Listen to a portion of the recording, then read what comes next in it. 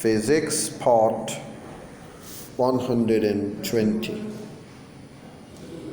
Now it's your turn, and isothermal change is one which takes place at constant temperature. Explain why in any isothermal change the change in internal energy is zero. In such a change, 200 joules of heat is added to a system. How much work is done on or by the system?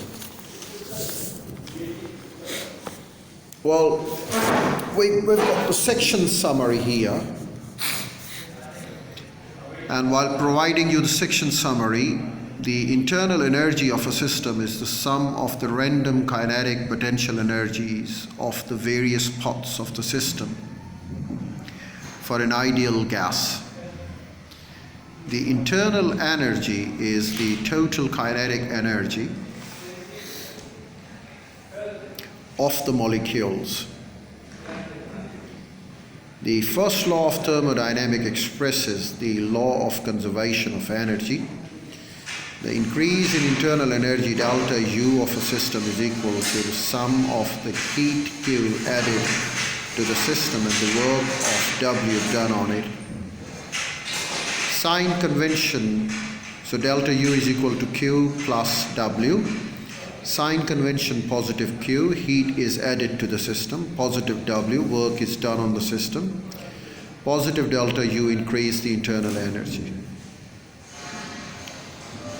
There are a few questions for the both sections.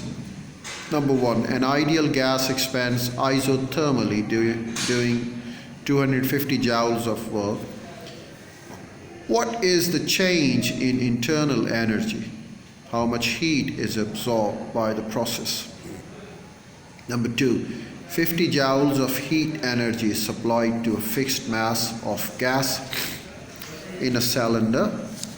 The gas expands doing 200 joules of work. Calculate the change in the internal energy of the gas. So we've got next points, next concepts, next topics, and they are melting, boiling, and evaporation. Well, by the end of this section, we should be able to distinguish between the processes of melting, boiling, and evaporation. We should be able to relate the difference in the structures and densities of solids, liquids, and gases to simple ideas of spacing, ordering, and motion of molecules.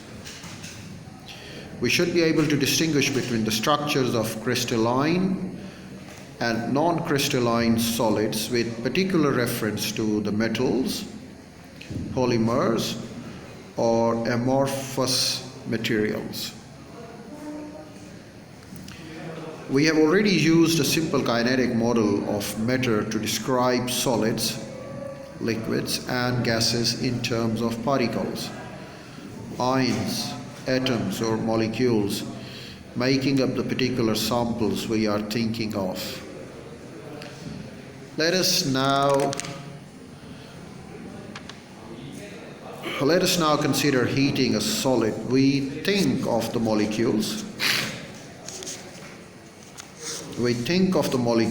Atoms, or ions having definite equilibrium positions, but vibrating about these positions with kinetic energy that depends on temperature.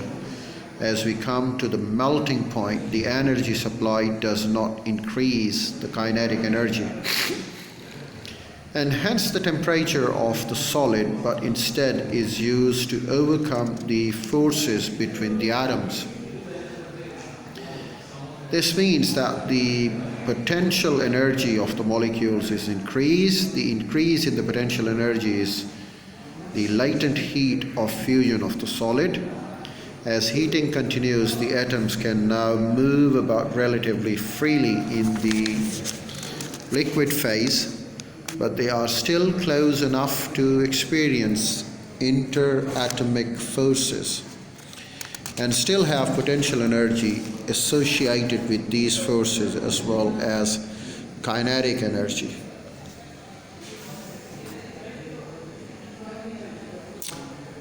Well, with these forces as well as kinetic energy corresponding to the temperature.